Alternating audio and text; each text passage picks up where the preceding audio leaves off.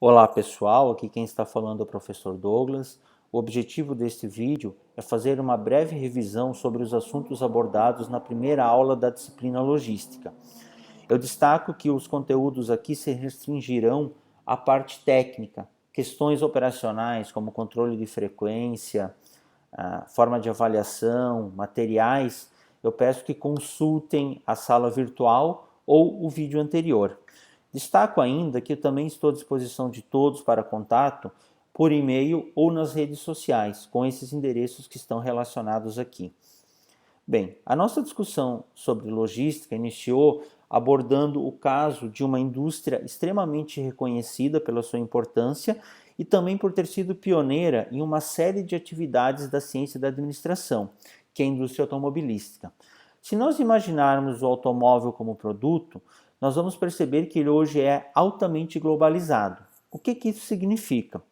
Que, por exemplo, um automóvel pode ser projetado em um país como a Alemanha, que tem bastante tradição nesse sentido, mas que vai utilizar uma série de outros materiais que vêm de diversas partes do mundo, como pneus italianos e componentes diversos espalhados aí ou obtidos desde a América do Norte, Ásia e assim por diante. Tudo isso, projeto, pneus, demais componentes, depois vai ser reunido para a montagem, que não incomumente acontece em um outro país ainda, como é o caso do Brasil, que tem forte tradição nesse segmento. E depois de pronto, o automóvel muitas vezes é também comercializado ou distribuído para vários outros pontos diferentes do planeta. Então imaginem todo o trabalho de movimentar esses materiais, as informações, para que seja possível conceber uma cadeia como essa. Esse trabalho, em resumo, é o que nós chamamos de logística.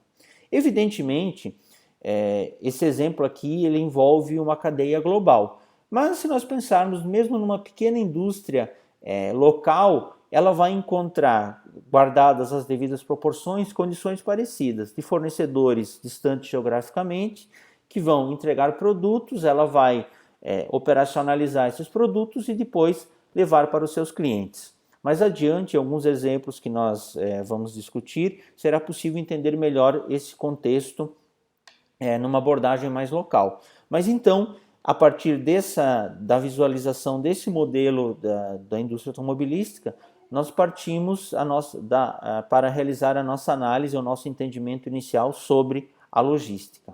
Bem, como eu falei há pouco, vários outros exemplos também foram abordados para que nós tivéssemos uma visão mais clara a respeito disso. Começamos pela FedEx, que um vídeo bem didático nos mostrou como funciona o trabalho dessa operadora, e aí nós podemos entender um pouco melhor tudo que é necessário para que uma operação logística de fato aconteça. Eu creio que o case FedEx foi bem interessante para todo mundo. Inclusive, haviam me solicitado uma atualização dos dados estatísticos da empresa, volume transportado, número de aeronaves, etc. Eu cadastrei na sala virtual um link onde vocês poderão encontrar direto do site da empresa esses dados bem atuais. Outra discussão importante que nós tivemos foi de que a logística, apesar de ser mais vista como uma atividade empresarial, ela também pode estar presente em outras ações, como é o caso do processo eleitoral, especialmente aqui no Brasil, pela grande dimensão territorial do país.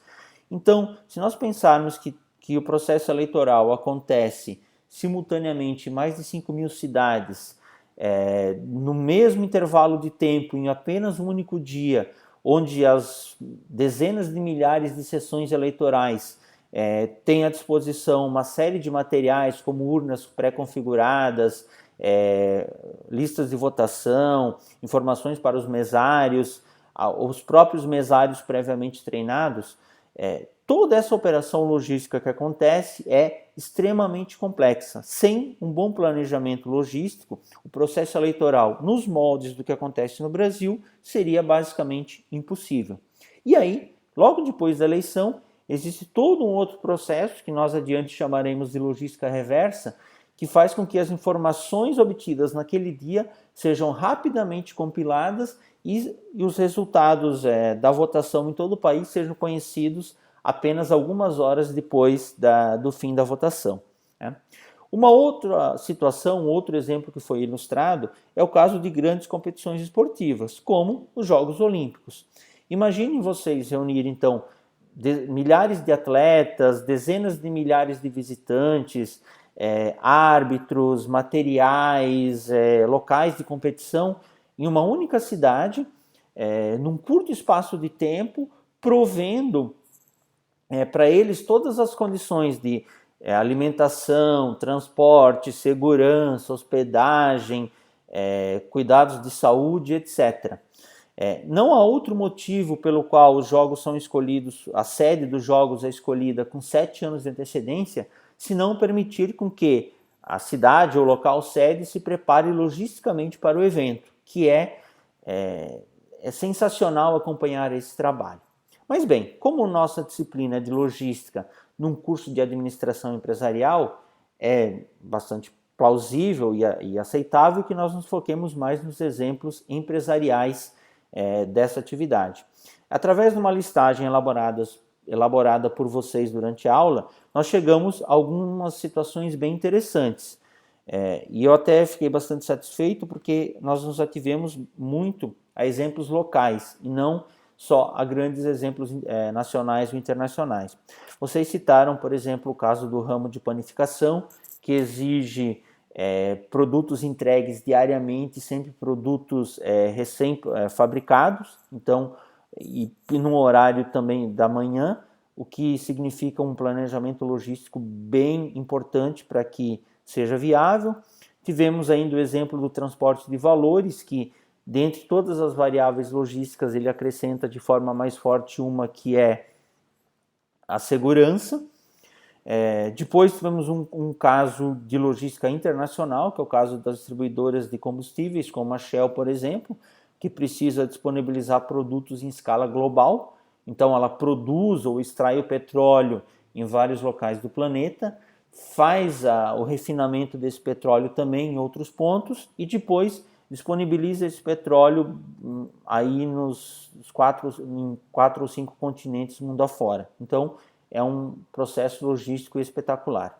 Bem, por último, tivemos um case bem local que eu achei bem interessante também, porque ele abordou a indústria alimentícia, que tem outras preocupações adicionais, como a questão da perecibilidade do produto, higiene, no caso do leite, a coleta em pequenos volumes para que depois ele possa ser processado. Então, ele representa também um grande trabalho de esforço logístico. Partindo desses exemplos, surge então a necessidade de respondermos à pergunta principal da primeira aula: o que é logística? Poderíamos fazer isso olhando, além dos exemplos já concebidos, alguns autores que ilustram ou que tentam responder essa questão. Recorremos lá na aula à definição do Bauer-Sox, um dos autores da referência básica da nossa disciplina, que destaca que a logística envolve desenvolver uma série de atividades que nós exploraremos no futuro e que essas atividades precisam ser desenvolvidas de maneira integrada, ou seja, pensando no resultado final de todas elas e não apenas no resultado individual de cada uma. Depois, buscamos ainda o Christopher, um autor que está nas nossas referências complementares, que acrescenta que, além disso, a logística tem que ser feita de uma forma que seja lucrativa para quem está operacionalizando esse trabalho. Então, ele sugere ainda que essa lucratividade pode ser obtida a partir da redução do custo associado ao processo. E por último, a Associação de Profissionais de Cadeia de Suprimentos dos Estados Unidos defende que, além de operações integradas que busquem a lucratividade da empresa, elas devem atender à necessidade do cliente, o que é extremamente importante. De nada adianta uma empresa com operação logística bem planejada, com um custo controlado, mas que seja incapaz de atender aquilo que o cliente espera dela. Esse, então, seria o ponto-chave. 2 pontos de destaque aqui já mencionados é que logística é uma operação integrada, ou seja, ela pressupõe desenvolver uma série de atividades diferentes. No segundo momento da disciplina, nós passaremos por cada uma dessas atividades para chegarmos então ao resultado final. E o segundo ponto é que, olhando sobre essa perspectiva, ou olhando essas definições de autores, pode ser um pouco difícil inicialmente conceber uma ideia de logística. Então, nós propusemos para finalizar a nossa primeira aula uma definição mais simples, que é bastante comumente encontrada também, às vezes com alguma pequena variação nos termos, mas que sinteticamente representa aquilo que a logística é. Ela é uma operação que deve ser capaz de entregar o produto ou serviço certo, no local e tempo corretos, para o cliente ou consumidor certo, com um custo adequado. Caso nós consigamos sair dessa primeira aula com essa visão do que a logística é como operação e do que ela precisa oferecer para o cliente, nós atingimos o objetivo do nosso primeiro encontro. Resumidamente, esses seriam os tópicos principais da nossa primeira semana de aula. Eu reforço o convite para que todos estejam presentes na segunda semana, onde nós iniciaremos uma discussão mais profunda sobre o tema logística. E reitero ainda que ficou estabelecido que a atividade 4 do caderno de atividades deve ser resolvida como tarefa para que nós possamos fazer a correção no início da aula na próxima semana. Muito obrigado a todos e até a próxima aula.